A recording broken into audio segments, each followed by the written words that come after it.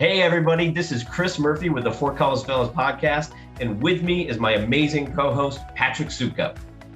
Absolutely. Yes, the Fort Collins Fellows podcast is going to bring you information across all spectrums about everything there is to know about Northern Colorado and Fort Collins.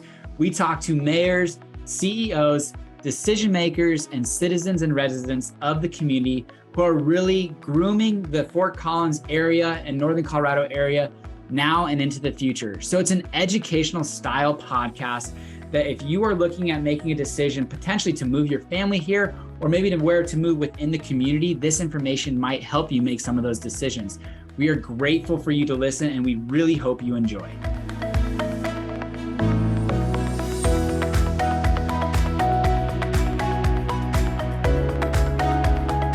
What are you guys going to do this fall, winter for your events? And that's what we're talking about today is things to do in Fort Collins and Northern Colorado this fall and winter season, this holiday season that is coming up upon us, which is crazy to think about. Can you believe that Christmas is a little less than 4 months away?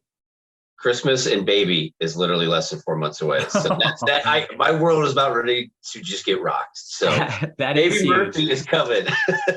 You guys got to get some cool pictures with like the baby bump and the pumpkin and all that kind of stuff coming in and all that good stuff.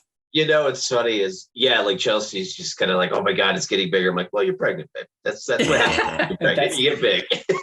You are growing a human being inside of you. It is crazy. No, but you're right. Like it is going to get here. It's going to happen so fast. So no, I'm pumped we're doing this, Patrick. I kind of got some, the bigger event stuff that I was going to mention some dates.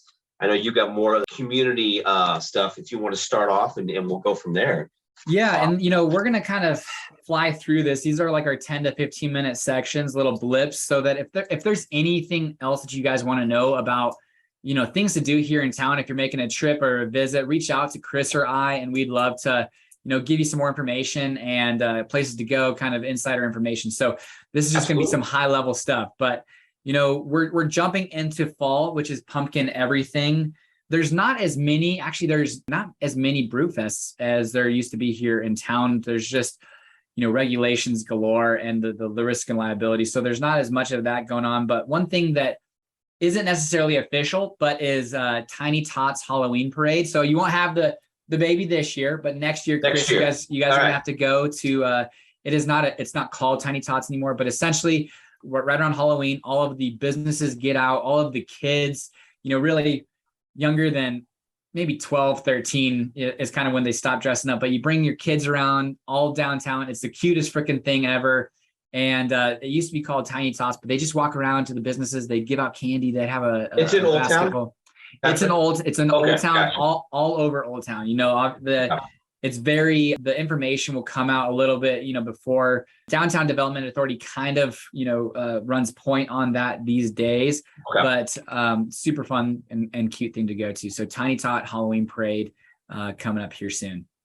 Perfect. You go ahead. Keep going. Sorry. Yeah. No, I'll run through my list and then Chris, you go yours.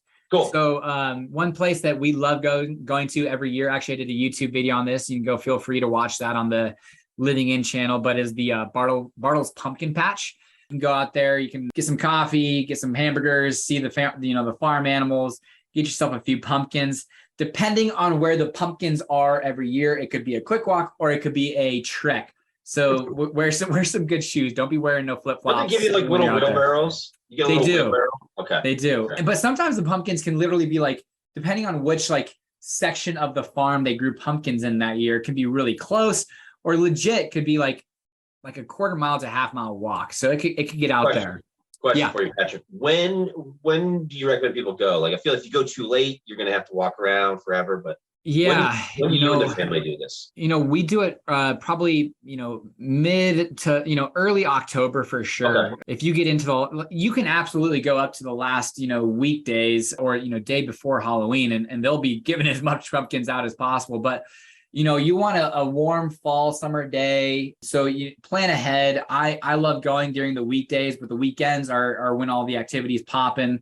Cool. We'll have, like I said, a food or, coffee food truck type things there. But I usually try to go beginning of October when, I believe you can go late September, But beginning of October, at least I'm in the mood, the feel good spirit of Halloween, and not like this is way too early. Cool. So I like it. All right, nice. Yeah. Now, one thing, unfortunately, this episode's going to come out after, but we are missing the Tour de Fat. It is September 3rd. So this episode will come out after that. But next year, it's the first year back in 3 years that New Belgium and Tour de Fat is going on, where people dress up, get on their bikes in all these different costumes, dress up their bikes, bring their dogs, and they go from Sherwood to, I believe, New Belgium. So it's not go down mountain. There's like down mountain over there. Yeah. And it's Labor Day weekend. I think it's every Labor Day weekend. Okay. Yeah, absolutely. So people sometimes, when it used to be CSU versus CU on Labor Day weekend, you'd have 50% of people going to the game and 50% doing Tour de Fat. So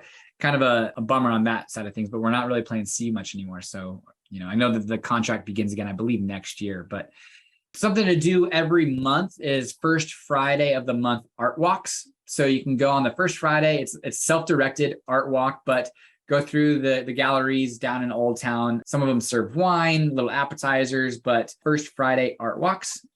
And then if you go to that website, there's a lot of Fort Collins. Like you just Google Fort Collins events. There's a ton of art events I see going on. Like if you love art and drawing, like there's classes on drawing, definitely check out that website. Yep, absolutely. Now that we're moving kind of more into at that point, we start to move in a little bit more colder times of the season.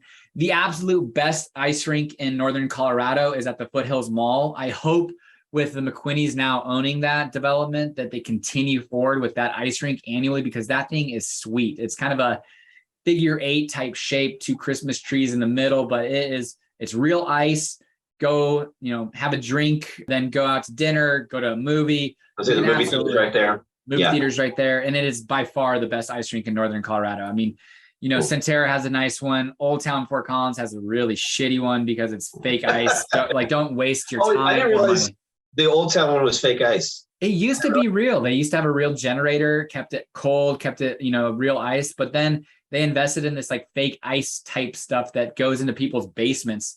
And it's awful. And then the lighting ceremony down in Fort Collins, usually right around the first weekend of November 2nd-ish, right around that time, lights will be on in Old Town. They light them up pretty much from, I believe, Olive or Magnolia north all the way to LaPorte and throughout kind of Oak Street and different areas. But they, do a huge 3-2-1 celebration down in Old Town Square. It is popping. It's awesome. But right around that first weekend of November, and that runs all the way through February 14th, Valentine's Day. And I've done that. It's great. I recommend it. They shut down college. You just hang out. Oh, dude. It's great. It's freaking awesome. Yeah. I mean, it's an event to go to. And then finally, if you're looking to go see Santa, there's so many different options, whether it's Centerra, the Foothills Mall, or Santa in the Square. But go see Santa at some point in time while you're here in Fort Collins. But like I said, those are just some high level. We want to give you some quick hitters of things to do with the family, things to consider. Google a lot of these, but feel free to reach out to Chris or I for more details and we get you some more information. But Chris, tell us some actual like days and times or, days and events of people who are coming here for folks. Full disclosure, I was afraid of Santa when I was a little kid. So anyways, he scared the shit out of me. All right. So I looked at, Lincoln Center. The Lincoln Center is just a big performing arts center here in Fort Collins. If you're new to Fort Collins or coming here, definitely they do some great stuff. I just picked out a couple of events that I thought were kind of cool and noteworthy. These won't be in like order of dates, but the Nutcracker, that's a staple here for every holiday. That's running December 9th through the 11th. I know that sells out quick. So that's the Nutcracker at the Lincoln Center, the 9th through 11th. More recently, September 17th, I don't know if anybody are the fans of The Police, but Stuart Copeland is going to be performing with the Fort Collins Symphony. And that's going to be on September 17th. Stuart Copeland is part of The Police. This was a personal favorite of mine, Mark Maron. I don't know if anybody knows Mark Maron, September 23rd. He's written a couple great books. He's got a great podcast out there as well. Mark Maron. Drew Carey. Remember Drew Carey? Yeah, he's got hair now. He's got hair now. He doesn't think on who's live anyway. It's kind of a play on, whose line is it anyway? So Drew Carey is coming to the Lincoln Center, and that is on November 4th. So a couple events on the Lincoln Center. Budweiser Event Center. So the Budweiser Event Center has got some great stuff coming up. So I wanted to point out anybody that loves stand-up comedy, my wife and I, we love going to stand-up comedy, and we've actually seen both these guys. But September 16th, Jim Gaffigan. If you have not seen Jim Gaffigan, he is amazing. It's funny, they always come here, and the Budweiser Event Center is in Loveland, technically. So they usually make fun of Loveland, like, they have like no idea where they are. So Jim Gaffigan, it's pretty good. Gaffigan on the 16th of September. Nate Bargatze. If you have not, Google Nate Bargatze and look up his stand-up. I saw his show earlier this year. He's coming to Loveland Budweiser Event Center on October 8th. Changing it up a little bit. Judas Priest.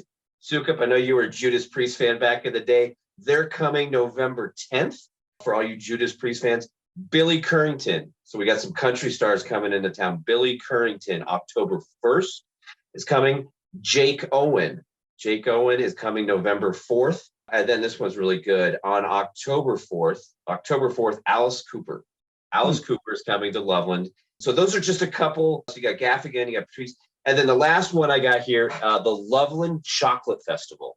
I know this is, that's on September 17th at 11 a.m. So Budweiser Event Center is a great venue here in Northern Colorado. If you haven't checked it out, it's getting bigger and bigger names and bigger events and groups coming. So definitely something to put on your radar for this fall and holiday season. Little sidebar, I believe. Now I have to do some research on this to confirm this, but I believe Lind is they're potentially going to be building a bigger stadium than the current Budweiser out there. I've heard two things. I actually heard that they were going to remodel the Budweiser Event Center. Okay, that would make more sense. Make it bigger, like the walkways behind. Like if you ever gone to an Eagles game there, the hockey team that's here, they're going to widen the walkways behind. I think they're just going to make everything bigger. I think that's essentially what they're doing. But you're right. Gotcha. Something's going down. Yeah, because I thought they were going to try to have it to be a size where they could even get bigger and bigger names and, opportunities coming here to Northern Colorado. Because, I mean, if you haven't seen what Martin Lind wants to do with that Budweiser Event Center area and like the world-class shopping hotels, you see that Great Wolf Lodge down in Colorado Springs, like something similar to that in that area. I mean, a $2 million, I believe it's $2 million walk bridge over I-25. Yeah.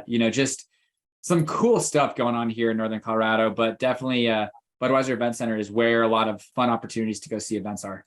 It's definitely changing. I mean, we're getting to the point where you don't need to go to Denver anymore to see headline acts. That's where everything's going. We're going to have our own things there. Well, cool, man. Patrick, that's what I got, buddy. Yeah, like you said, if anybody has any questions or needs information about some of these events, feel free to reach out to us anytime.